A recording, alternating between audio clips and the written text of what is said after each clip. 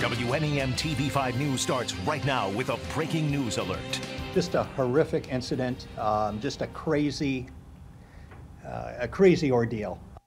That is one way to sum it up. That breaking news beginning on a local college campus and ending in one person's death. Good afternoon, I'm Aisha Howard. The bizarre ride started for a local student after she was abducted from CMU at gunpoint. The story is like something out of a movie, and it's been taking turns since we first brought it to you as breaking news at 5 a.m. on TV5 Wake Up. The female student struggled to get away, and now the suspect is dead. TV5's Kristen Moore live in Mount Pleasant with how it all unfolded. Hi, Kristen.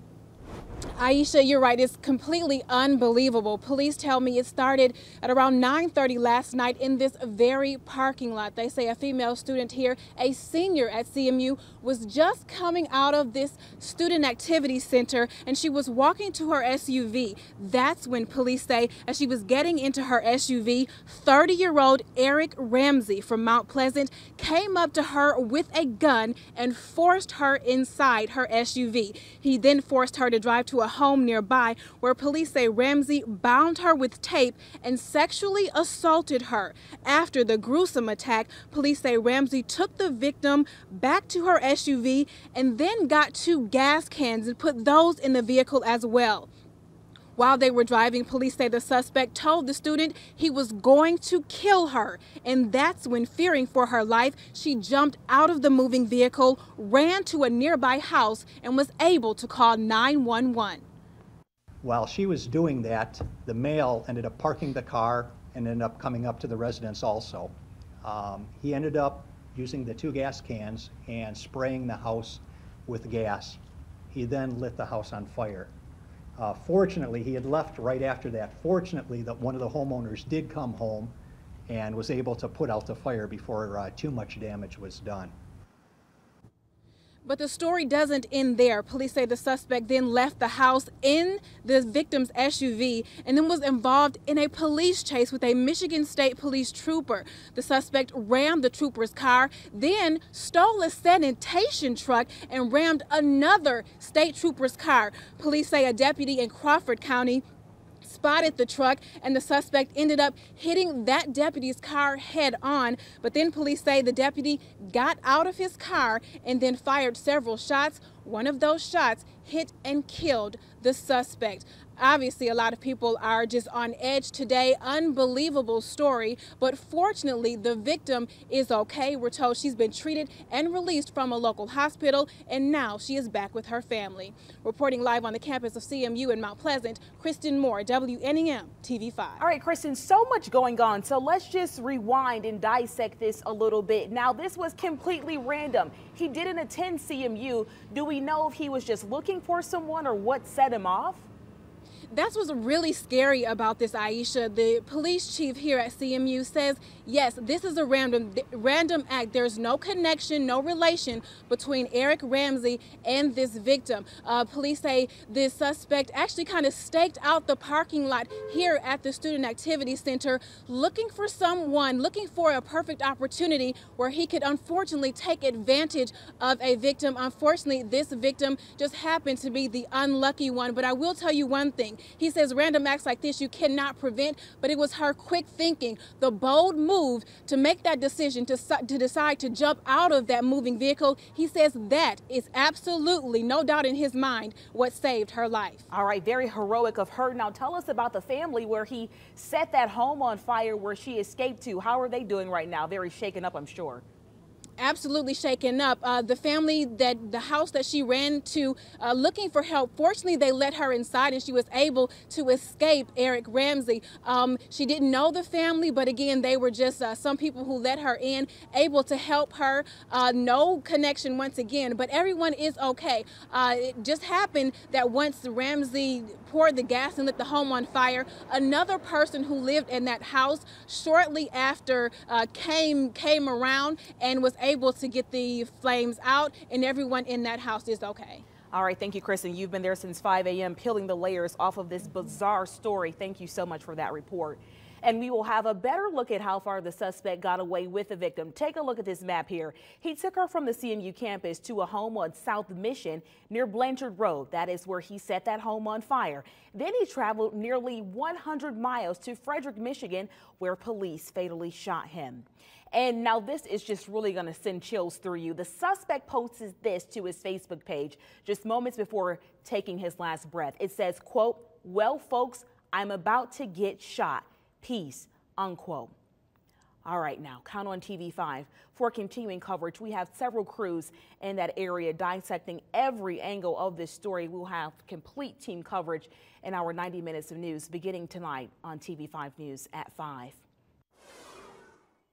If you sat down and treated this like a family issue, we would just do this. This is common sense. Governor Snyder hitting the road today to pitch his plan to raise taxes to fix roads in Michigan. TV5's Craig McMorris was at that meeting in Midland today and joins us now from the TV5 Continuous News Center. Craig, sounds like the governor got a pretty good reception this morning. He certainly did, Aisha. Now, the governor is a former businessman, and he addressed a crowd of primarily business people. They gave him a standing ovation as he walked to the podium. The governor told the group that the state needs to spend $1 billion a year on road and bridge repair in the next 10 years in Michigan. He says if the problem isn't addressed, the cost will be more than double to $25 billion a decade from now. Now, he says it wouldn't be fair to have future generations pick up that tab. We may just give that bill to our kids. That's not right. We'd never do that in our family, right?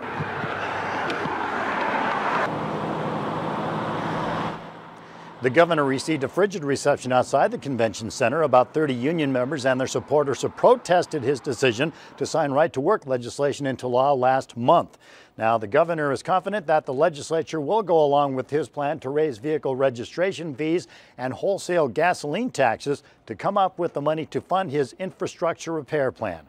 Reporting from the Continuous News Center, I'm Craig McMorris, WNEM TV5. All right, now you have to pay for this. This plan could hit you right in the pocketbook, so tell us what you think about this. Are you willing to pay more for better roads? Visit our Facebook page, send us a tweet or email to WNEM@WNEM.com. All right, let's slow things down a little bit, get you outside, take a live look over a very wintry Saginaw right now. We had some flurries falling down in parts of mid-Michigan.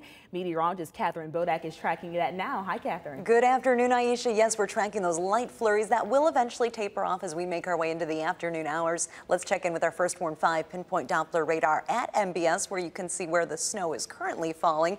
I'm going to zoom into areas around Midland and Isabella County, where we do have some light to even moderate snow in those areas. So if you do plan on traveling maybe along Highway 127 this afternoon or US 10, you may be running into some slick spots because it doesn't take that much snow to make those road surfaces slippery, and those temperatures are well below the freezing mark for a majority of mid-Michigan. Most of us sitting in the 20s, a few spots in the upper teens. It feels even colder than that when you factor in those winds. Wind chill values this afternoon in the teens and single digits. Coming up in about 10 minutes, I will time out the rest of your Thursday forecast hour by hour and talk about those flurries tapering off.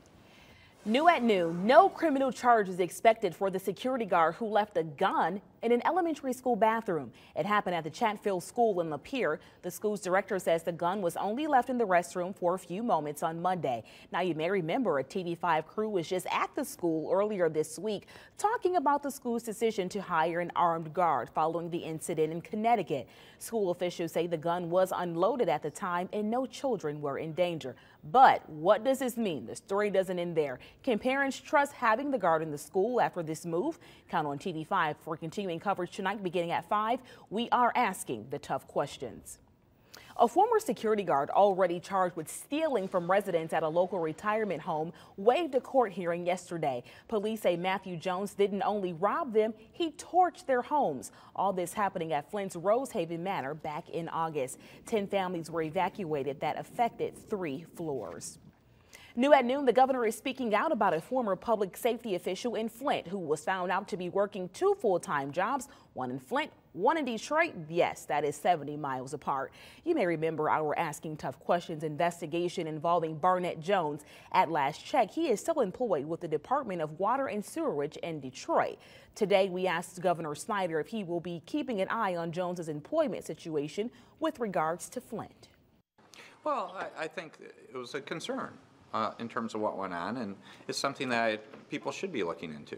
So I appreciate their comments, and again, both the city and we should be looking at to some degree and understanding what took place. Are you possibly going to do that, get involved in your office? Well, again, I think I'm going to clearly be asking people to make sure they follow up to make sure it was properly looked into. Remember, if you have a tough question you want us to investigate, call us at 989-758-2044 or send an email to WNEM@WNEM.com or get a hold of us on our Facebook page.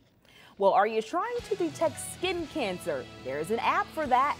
Now doctors are putting smartphones to the test. Find out how accurate the app really is. And there's a new link between NFL players who suffer concussions and depression later in life. We'll tell you the connection coming up later in your health headlines. An unfolding hostage situation in Algeria creates more questions than answers for the State Department. I'm Danielle Nottingham. I'll have the story coming up.